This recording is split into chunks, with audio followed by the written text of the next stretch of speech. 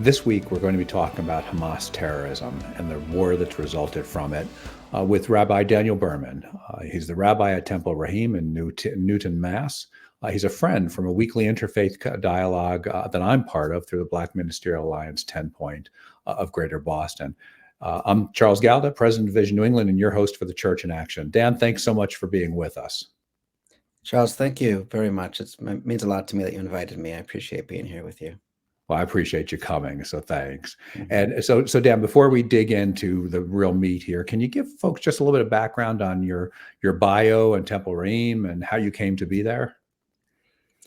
Yeah, I've been at Temple Reyim this is my 11th year, and Reyim means friends. It's a community affiliated with the conservative movement, as you mentioned, here in Newton. It was founded about 70 years ago.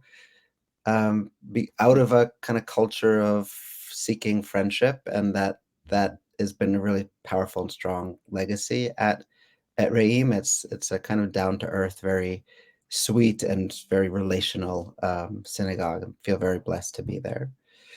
Nice. Before that, I actually before coming to Reyim, I was a rabbinical student at Hebrew College, which is actually now at Temple Reyim. And we share a campus there. And previously, I was an attorney. I worked at a law firm in Boston called Mintz Levin, where I worked both in the securities litigation and also did a good deal of immigration work representing men and women who are seeking asylum here after leaving their homes from persecution, seeking refuge in the U.S. Well, those are two very divergent portfolios, right? SEC stuff and immigration stuff. Yeah, for sure. So that's great. Well, so Dan, and maybe for our audience, I think at this point everybody knows what happened October 7th, at least some level of detail. Right, Hamas invaded Israel with a plan to kill and kidnap as many people as they could. They were able to do that with 1,200 people being killed, and I don't even know how many injured and hundreds kidnapped. Right now, there's a ceasefire. When we're recording this, there's a ceasefire in effect, and some hostages are being released. But Hamas has also promised to continue doing what they did on October 7th as much as they're able to. Mm-hmm. And so Christians are, I think, along with a lot of Americans, don't really always know a lot about Israel history outside of the Bible, and don't know a lot about what's been happening with the land over there and in Palestine and the terrorist situation. They know there's just bad stuff. And so I asked Dan if he would join the Church in Action and give us a bit of in a way, a firsthand view, or certainly a closer view than many of us will have to what's happening on the ground and some of the history that we may not understand. And so, Dan, I'm sorry for you and your family and your friends and what you've had to go through, and asking you to, in a sense, relive it with us. So I'm sorry, but I think there's maybe some real useful stuff that folks can understand. And so I wanted to, and it's important. So thanks again. But maybe let's start with that, Dan. As much as you're comfortable talking about, what are your friends and family here experiencing? And then we'll talk about what's going on in Israel. Yeah, so the Jewish community here in the U.S. Is in a place of a lot of fear. There has been, over the course of many generations of Jewish presence in the U.S., a good deal of anti-Semitism, anti-Judaism, and anti-Semitism that people have experienced. It's changed. It's taken different expressions and forms over the years.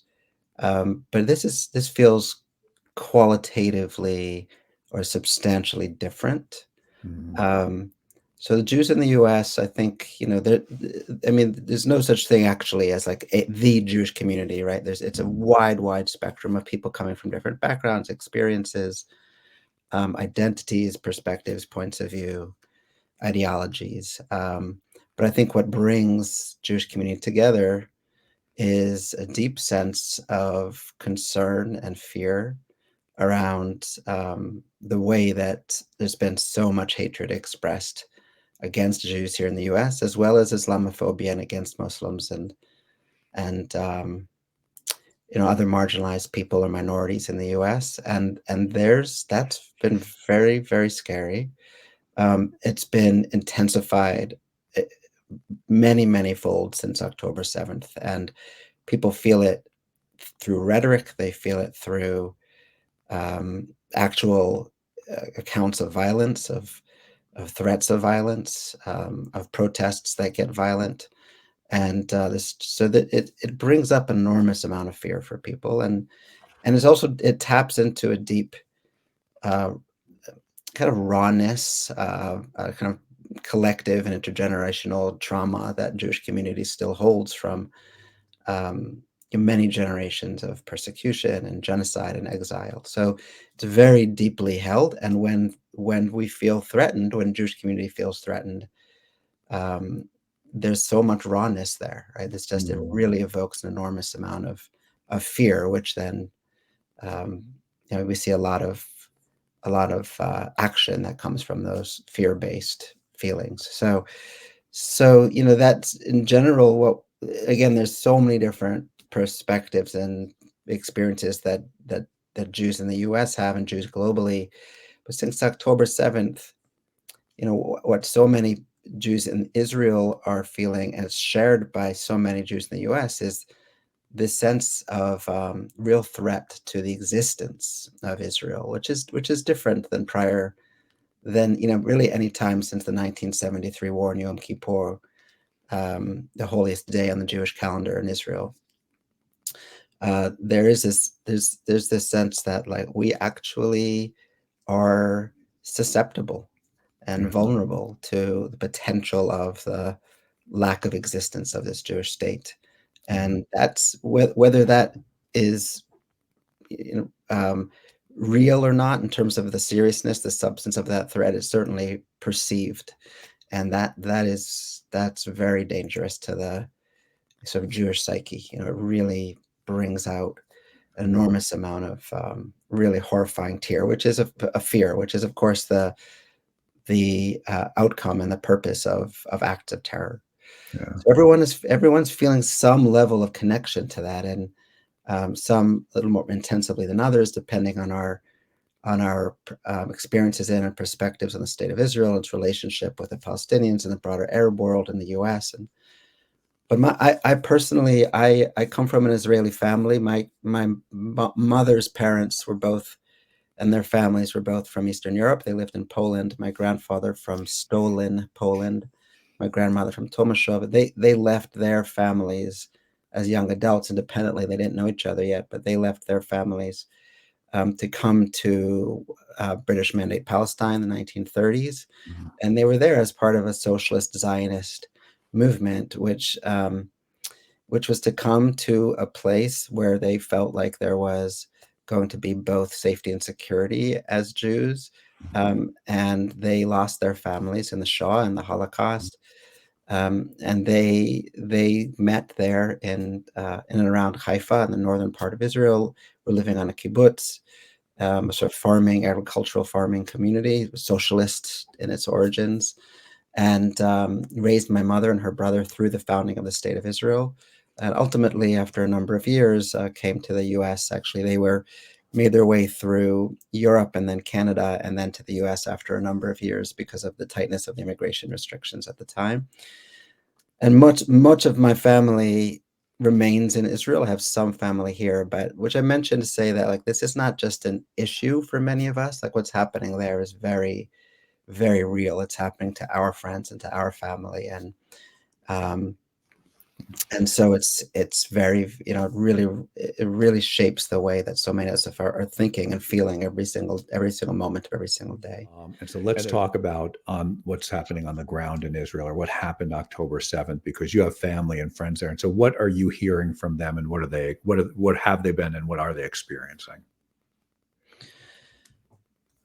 Yeah, I'm in touch daily with my family and friends there. I mean, right now they're going through a very, very intensive emotional experience of the slow release of hostages who are being both celebrated and welcomed back and to Israel, and reunited with family. But it's, of course, they're just beginning what will be a very, very long process of trying to understand and internalize what's happened and begin a process of healing from it. Um, And of course, there's so much fear and worry and concern for those who are still being kept in captivity, who are still hostages. And there's so much secrecy, just because of the nature of the negotiations. There's so much secrecy in terms of who is able to be released and whether people's loved ones will be released. So right now, people's hearts are so fully um, engaged with this process of the hostage release that's really taking up so much of people's sort of minds and hearts right now. Yeah. Um, but more broadly over the last couple of months, I think people have felt. I know they've shared with me that they felt very threatened, as I mentioned, a deep sense of vulnerability that really they haven't felt since those who were young adults or older in the early 1970s during the 73 war, or the late 1960s and 1967 war. Like there was this sense of vulnerability that people just haven't really felt. In other words, that the threat against the existence of Israel, not just that there would be military or a conflict or violence or political issues to constantly work out, and conflict between peoples, but really a tangible threat against the existence of Israel Mm. is pretty deeply felt, and that's very, very scary. Yeah. Um, I think what people were experiencing as a lack of readiness of the Israeli military operationally, Mm. from what happened on October 7th and the attack, I think is also very scary for people. And before October 7th and recent months over the last year, Israel has found, so many people have found themselves in a place of real division in Israel Mm. around political ideas and the current Israeli government, which is more extreme in its politics than I've seen in a long time, and there's been a lot of division. So it's just all of these different things that are weighing so heavily on people. And October 7th was Yeah. really shattering. And people are grieving deeply, profoundly afraid, um, doing everything they can to stay strong and persevere, and stay hopeful. And very, very worried about the fate of the hostages who have been taken. And for many people as well, like really involved in this complicated conversation around what does it look like to actually remove Hamas as a serious threat, Yeah. and what are we willing morally and religiously, from a kind of Jewish standpoint, but morally, politically, civilly, what are we willing to absorb, and what are we willing to sacrifice in order to obtain that objective of um, of removing Hamas. I think there's a general understanding that removing Hamas isn't real because Hamas is an idea, it's an aspiration that's committed to the destruction of Israel. But removing it's which can be reignited and can come alive at any time. But moving its military and operational or military operations, its ability to actually have command centers and strike quickly,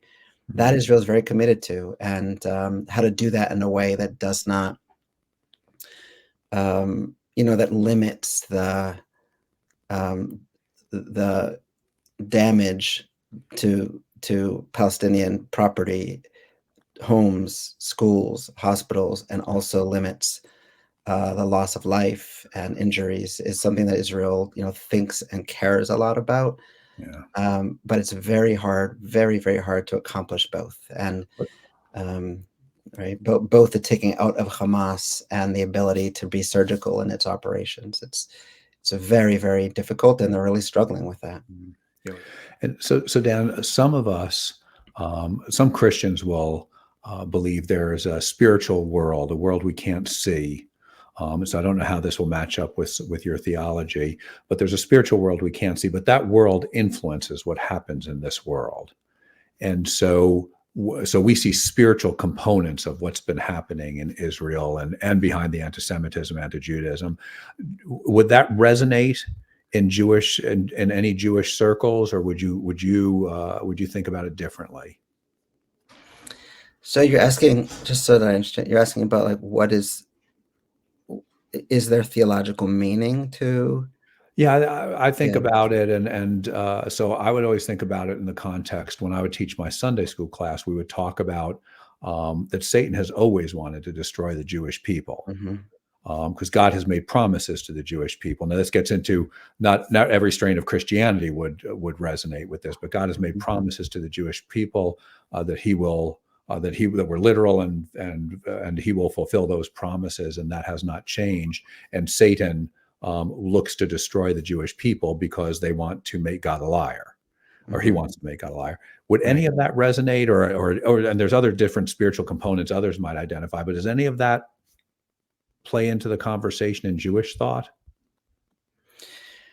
It's not that present, in the kind of more progressive, non-ultra Orthodox circles, of Jewish life, but there is some, uh, there's certainly a lot of wrestling with sort of religious nationalism in more Orthodox and ultra Orthodox circles around, like, what's the theological or spiritual meaning to, Mhm, um, historical events and to national events. There's a little bit of, sort of pushback, from many of the progressive, circles in Jewish life against sort of trying to ascribe theological meaning to historical or national events, because it just gets so tricky, especially after the Holocaust. It's like there's really deep theological shifts that happen after the Holocaust that, for many people, require distancing of a theology of God's involvement, mhm, active involvement in the world, to a more, um, eh, sort of pantheistic, or even yeah, I would say sort of God of nature kind of model of God in the world,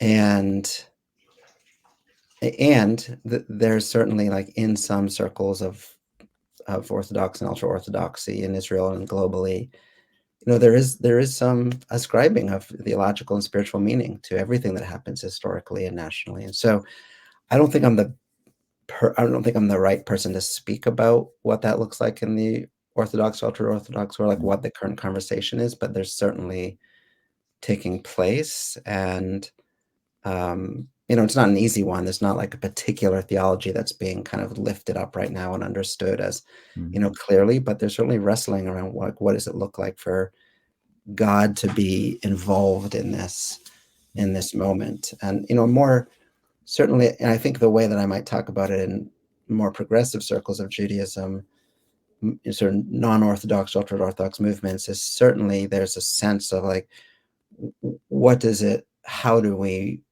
invite God into our lives in these moments? How do we remain people of faith? What does it mean to have relationship with God when there's such deep human suffering? But there's a little bit more resistance toward a sense of sort of, the kind of historical aspect of the historical theology of God, sort of in having a active, um, sort of agency in the unfolding of events in the world. So Dan, just maybe last question, because we only have a couple minutes left. What can Christians do, or what can non-Jewish people do, whether they're Gentile, Christian or otherwise? What could we be doing that would be helpful to Jewish friends and neighbors here in the U.S., but maybe also more globally? Yeah, I really appreciate the question, Charles. It means a lot to me. I think one of the things that Jews in the States are struggling with right now is it feels a little bit like we're on our own. Mhm, Much of Jewish community in the States have, or many, members of Jewish community in the States have been very strong partners to others, mhm, uh, other groups, minority groups, people of color, um, and many movements of people who are marginalized, have been marginalized historically, or currently facing marginalization or impoverishment or institutional racism. And I think that a lot of American Jews feel very alone right now, and we're sort of wondering where the support is, right? Where the solidarity is. And some of us feel that, in various ways, but I think being able to say to the Jewish community, like, we want to learn more.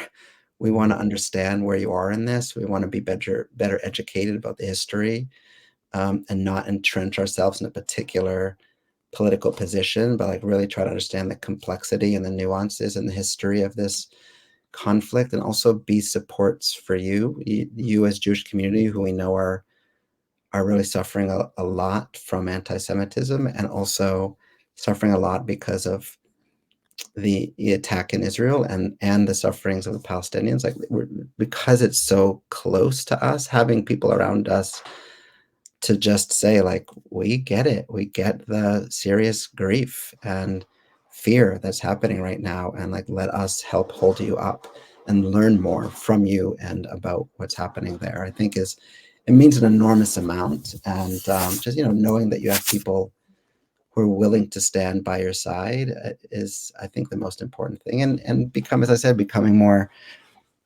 just learning more, just continuously learning, without being committed to a particular ideology or political position.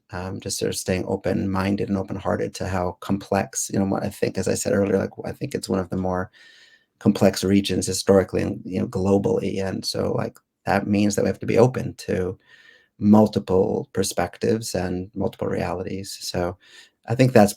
I appreciate your question so much, Charles, and that's at least what comes to mind for me right now in terms of how the Jewish community can be supported.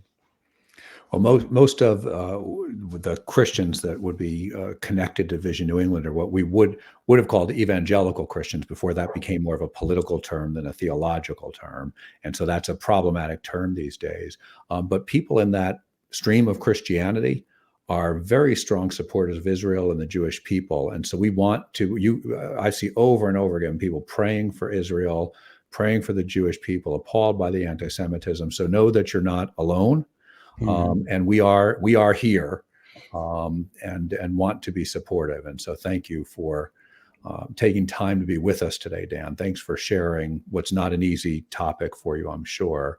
But I appreciate it. Know that you're not alone, and we want to stand with you. I appreciate that so much, Charles. Thank you. Thank you for the invitation to be with you, and also just for your presence and compassion. It means a lot to me. Thanks. I appreciate that. And so I'd also like to thank our producer and our listeners. This program is created by Vision New England, which accelerates evangelism by helping the church make disciples, do justice. And that's really what we're talking about today. There's a lot of justice claims involved here. And fostering unity, so people want to know Jesus in New England's transformed. You can find more resources and donate at visionnew.org. This program is brought to you by our friends at the Luis Palau Association, who are dedicated to proclaiming the good news, uniting the church, and impacting cities worldwide.